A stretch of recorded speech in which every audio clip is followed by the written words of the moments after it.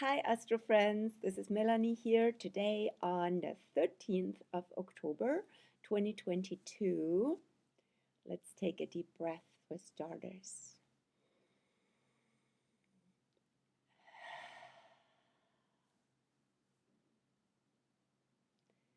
Always important, especially in times like these. Breath of life and bringing us back to inner balance, inner harmony, out of the whirlpool of the mind, which can be very, very active this week, as Mars in Gemini, the sign of Mercury, the sign, the energy of a very interested, curious, and debate-oriented, discussion-oriented, interested, and very dynamic, to put it very neutrally, dynamic mind, dynamic mental airwaves with Mars in Gemini since August already, August 20th, I believe, and super active this week and towards the end of the month. Today is also the moon in Gemini, today and tomorrow, activating Mars. And both, especially Mars, is now in square with Neptune in Pisces. Airwaves, mind waves, overwhelm of energy coming down the communication channel and firing in our minds and between people in debates, and very even aggressive, violent mental energy and arrows and assertion, also informed by the ego. And with Neptune in Pisces, that can be completely chaotic and at the same time going nowhere, showing us what the mind can do, what the ego mind can do, inviting us to be open, to release, to surrender, to allow things to come together rather than going into division, into polarity, into othering, which can very much happen with Mars in Gemini for a really long time, because Mars will go retrograde on October 30th until January 13th. That happens every 2 years, and now this year, over the new year, in Gemini. Last time in 2020 it was in Aries. More in the sign of Mars. More about all that next week and in the Astro News blog and next Astro News email send out for the partial solar eclipse on October 25th. That also catalyzes the Mars turnaround. But this week is already very Mars in Gemini oriented, with the square to Neptune and with the moon activating Mars today and tomorrow.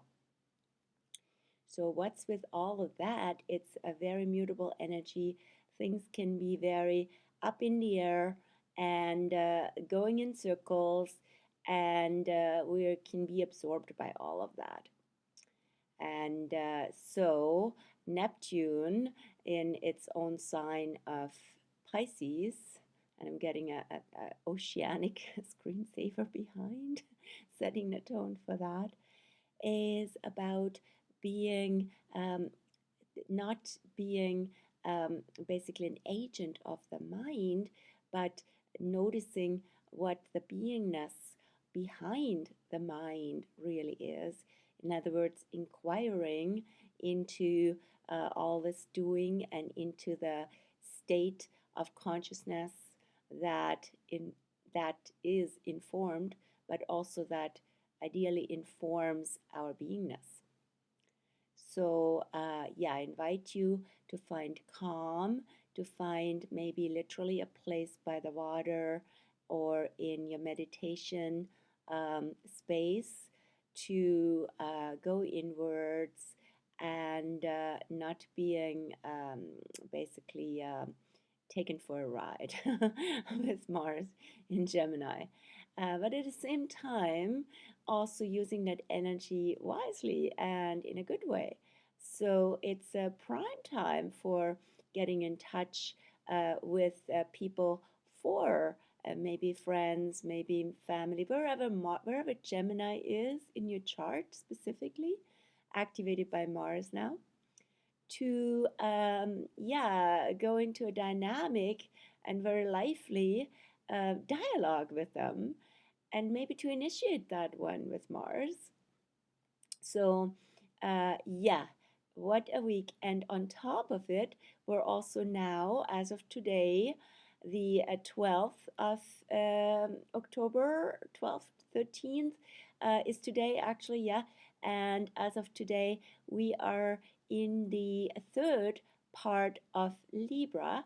There's this system of decanates or decans, two words for the same thing, and that is the 10-degree segments of each sign. Now we're in the third part, the third decan of Libra, before the sun will go into Scorpio on the 23rd of October. And that has a Gemini undertone. Also, ta-ta-ta-ta, so Gemini. So what's that about? So it's a combination of Libra and Gemini. Libra is all about balance, fairness, justice, negotiation, right relationship, peace. And Gemini is a lot about information, communication, learning. So the two of them can show up like the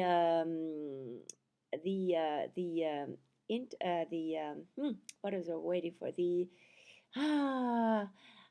right relationship being informed by good communication. Here we go. And also the art, Libra, and science of right relationship. And also it's about, especially if you're born in these days from the 13th to the 22nd of October, that might be a theme of your life actually.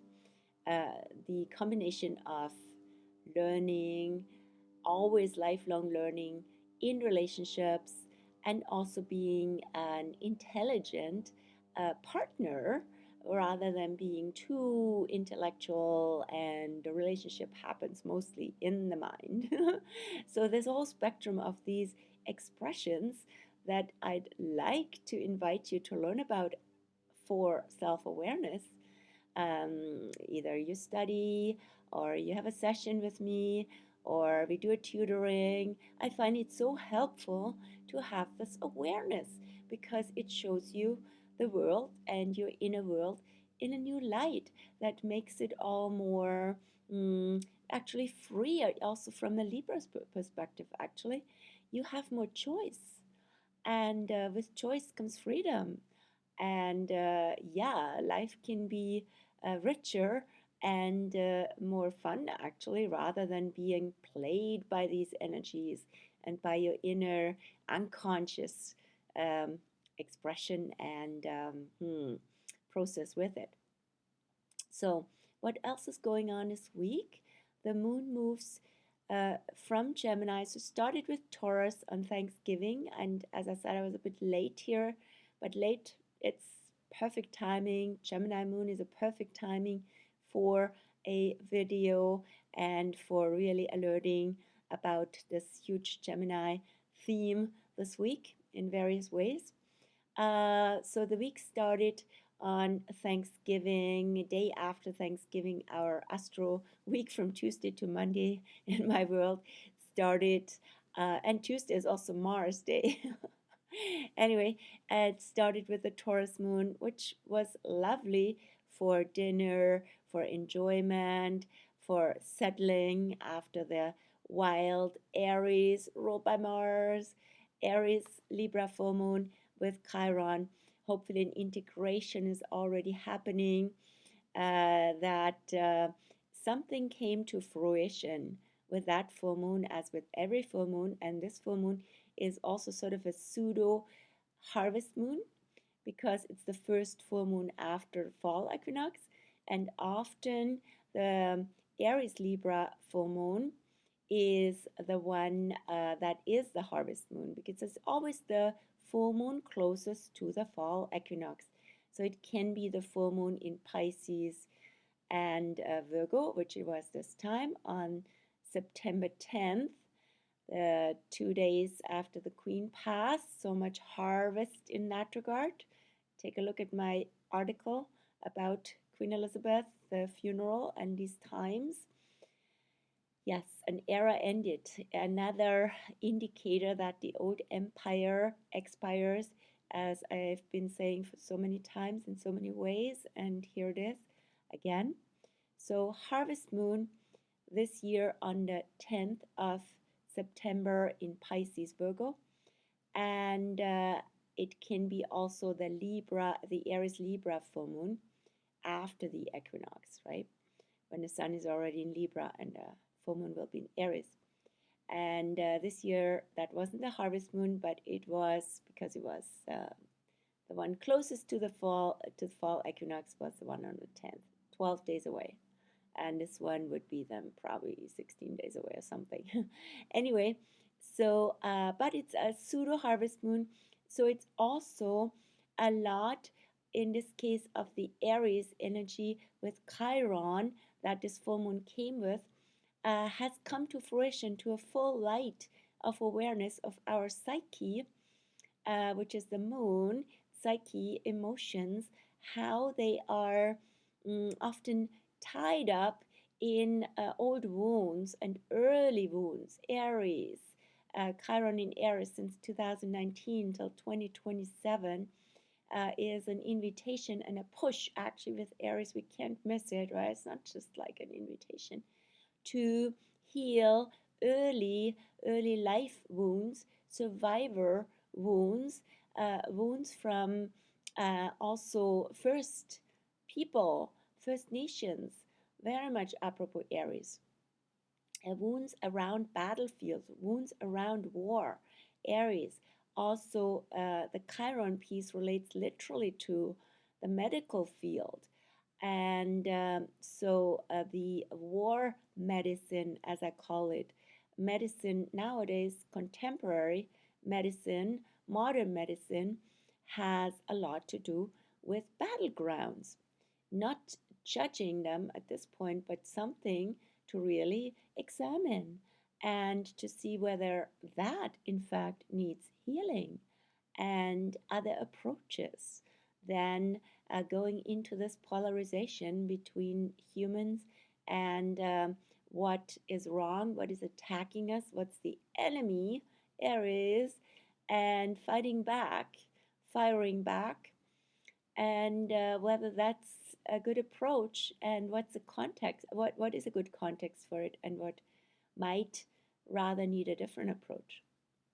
So yeah, integration of that Aries Libra full moon with Chiron also happening now, with Mars, the ruler of Aries, in Gemini, and now the moon in Gemini.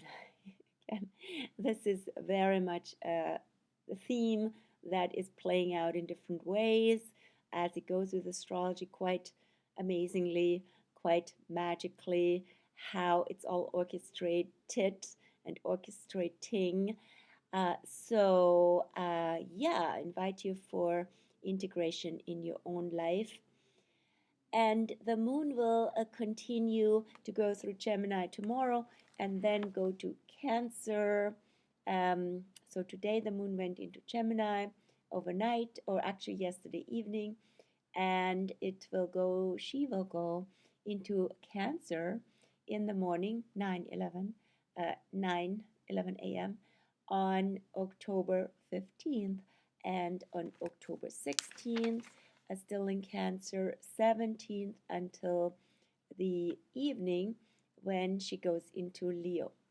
The Cancer moon, the moon in her own Cancer abode.